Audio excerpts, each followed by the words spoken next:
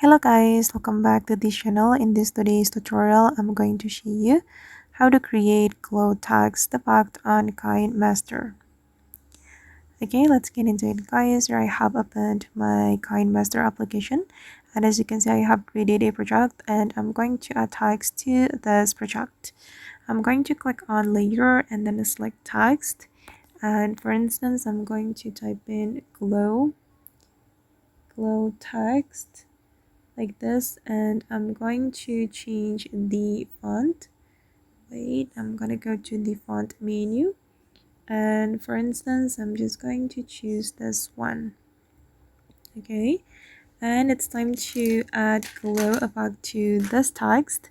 If you want to add glow effect, you can scroll down and then you will be able to find the glow menu or glow option.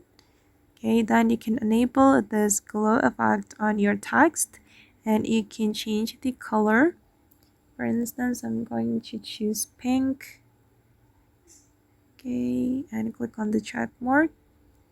Okay, and now the glow effect has been added to my text. And wait, I'm going to increase the spread and also the size to make it clearer.